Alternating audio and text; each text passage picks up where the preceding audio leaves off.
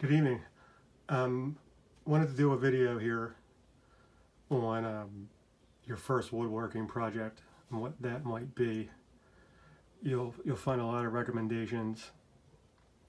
I see a lot of people recommending shop products, and there's some, to me, some of the logic behind it is good, some not so good. The plus side of shop projects is you need a place to store you're building up your tool collection. You're gonna need a place to put your tools. It's pretty much common sense. Bad news is, or in my opinion, the bad news is a lot of the shop projects I see recommended aren't, to me, very necessary. When you're first starting out, you probably don't have a lot of tools. I personally like working from a tool rack above my bench. I don't like keeping tools in cases, boxes, chests. I've built several chests, a couple of them fairly fancy. Don't use any of them anymore. All my woodworking tools are above my bench, accessible and in plain eyesight, which is the way I prefer to work, and I think it's a smart way to work. Anything that I don't use on a regular basis, I keep in a toolbox that I purchased. I've yet to really find a woodworking box plan or idea that supersedes or is better than a toolbox you can purchase. And generally, you can get those toolboxes for less money than it would cost to build. In regards to some of the plans I've seen, racks are cheap. You can make a tool rack out of scrap wood, and it'll be perfectly serviceable. And if you get sick of it, you move on and build maybe a little bit fancier one with a little bit of shelving, what have you. Those are, to me, the best way to store your tools when you're using them. When you're not using them, you don't want them out and exposed. And if you're like me, you have a garage that's not climate controlled. I put my tools away when I know I'm not going to be using them for a long time. And away means in a toolbox. But what I wanted to talk about here is what I think is a great first furniture project is a bookshelf or a bookcase, if you want to call it that. This one here, this is in my little home office. I made this entire project from, it was two 1x12 by 6 foot long pine boards that I purchased at a home center. I made it about 2 years ago, roughly, and initially it was meant to go next to a desk I made, but that sort of I moved the desk to an area where this would not fit. So it's next to my desk where we keep our printer and our computer and our PC. I mean, our desktop. But what I like about this project is, firstly, there is the joinery. We have 1, 2, 3 shelves, 3 dados. There is 2 mortise and tenons here. I'm sorry, the lighting in here is not great. But that bottom trim board is held on is just 2 shallow mortises and 2 shallow tenons. Let's see if I can do them here. Sorry, sort of film this on the fly. This top shelf here. This is a simple, basically a butt joint with pocket screws. I added these trim pieces here, just nailed in with they were butt joints, and I made them a bit oversized and I trimmed them to fit with a block plane. I don't want to pull out the bookcase from its spot, but you can see this trim piece is a bit wider, and it's because there's also a dado in the back, a shallow dado that holds a I used for the back panels, I used just 1/4 inch plywood. So this trim piece hides the end grain of the plywood that is coming up as well. Down here, probably might have a little bit of a tough time seeing this. But in there, you can see that back stopper. That's just a chamfered butt fit or trim to fit. Once again held in with pocket screws, and there's another one on the shelf below. And that is just to keep, because as I said, the only thing, this is this 1/4 inch plywood that keeps the books from pushing up against the thinner plywood and busting it out.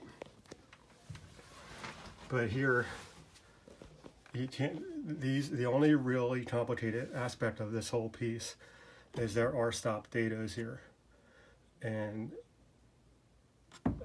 they are, the reason I use them is because I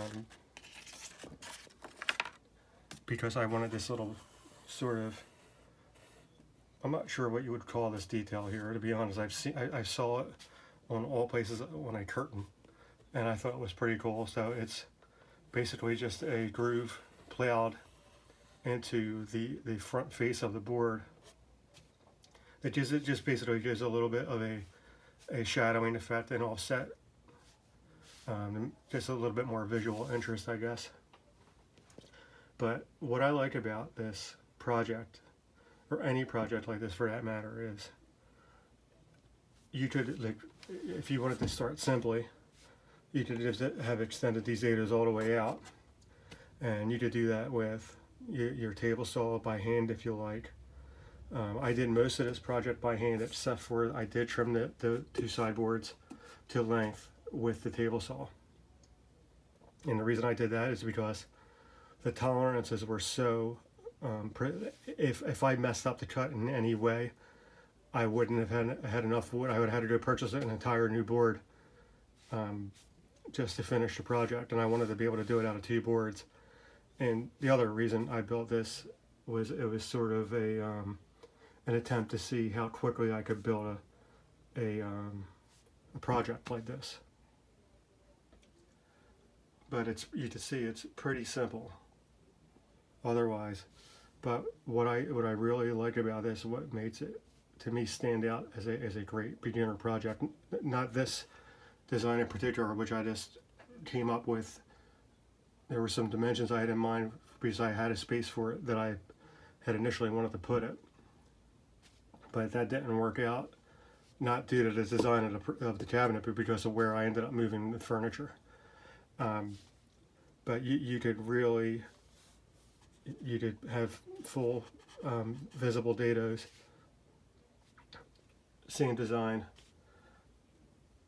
and a beginner woodworker should easily be able to, even just after a few, a little bit of practice, you should be able to put a project together like this, and you have a small useful piece of furniture. But even better is this simple design. You can really start experimenting with more trim, more moldings, different thicknesses. For instance, you change the dimensions of this case a little bit, lower it down some, put a top on this, build yourself a drawer. You have a bedside table with a bookcase underneath, with a bookshelf underneath.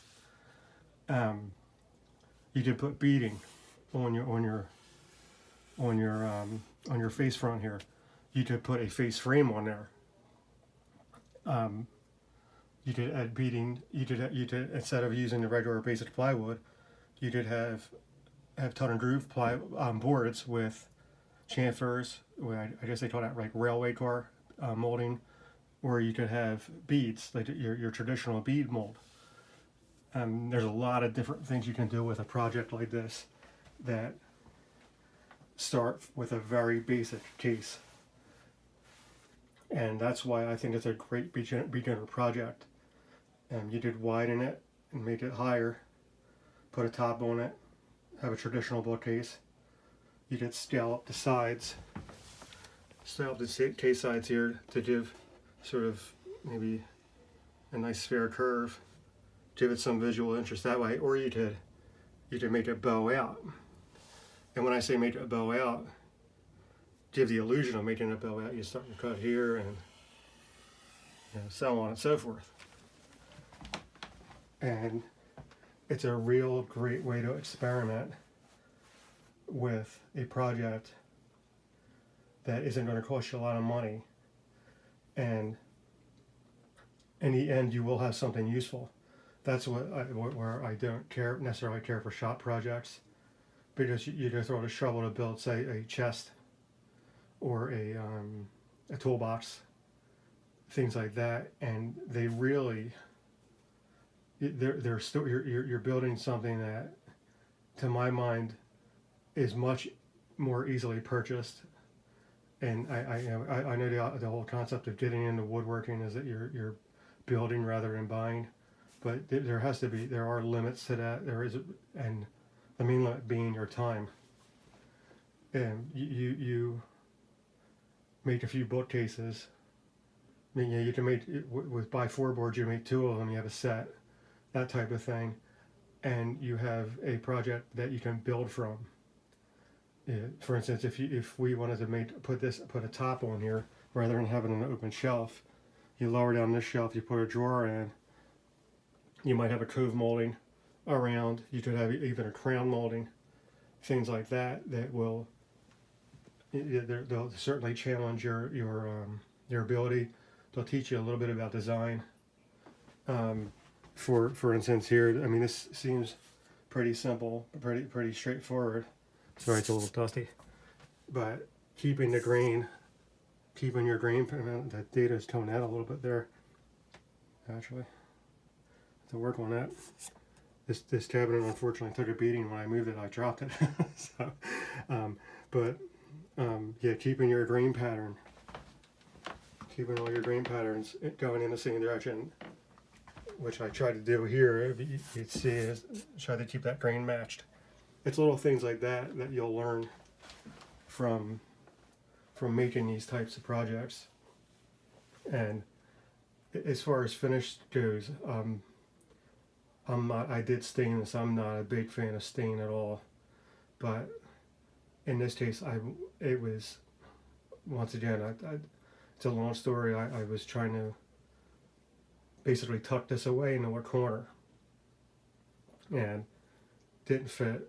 Not that it didn't fit, that when I ended up moving my desk, the space I had didn't work. And that's when I unfortunately dropped it, and one of the shelves came out. It was my stupid fault. I was trying to carry it down the steps with one hand. So I had to, thankfully it stopped data, so there's like sort of like a short tenon there. Thankfully nothing broke out, and I was able to re-glue it and all that, because there's no fasteners. That's another. Speaking of fasteners, that's another thing you can do. Where the data is in, maybe you add some rosette nails, things like that. Those are little things that you can do to enhance your projects, if that's your taste. But the point being, these simple little projects are, in my opinion, much more valuable than building toolboxes, and they will teach you a lot more about design. And because most of the time you build a bookcase, you're generally building it to fit a specific area in your house or a specific spot in your office, where it's sort of going to fit in a little niche, and that's why I really think they're great first projects, because once you learn how to start designing things to fit your own spaces, your own needs, that's going to teach you, to me, the most about building furniture, about picking when you're purchasing your wood, knowing how much wood to buy. You certainly, one of the last things you want to do, is a mistake I made very often when I first started, was buying too much wood, because most of that wood ends up, unfortunately, it ends up not getting used, or getting set aside and then getting damaged or what have you. And it's really, you're literally just throwing your money away when you do that. When you do that, if you don't have a lot of space to store wood, which I don't. So, yeah, maybe consider a project like this. Not this. I'm not certainly not touting this design. This is, as I said, it's a pretty basic. It's just something I drew up one morning and made in an afternoon.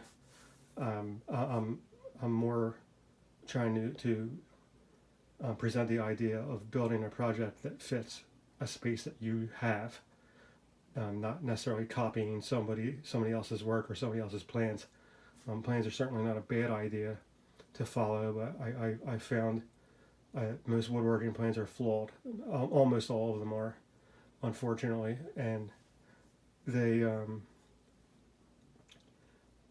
they really constrain you where you maybe you want to start off building something simple, but building it to your own specifications may be the best word.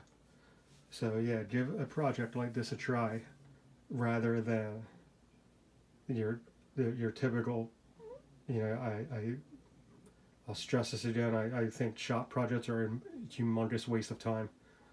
And some people, I'm sure many will disagree with me, but I've been down that road many times. And I found myself, I found myself getting upset at my own waste when it came to shop projects. I don't have a single shop project saved that I built, and I've built quite a few of them.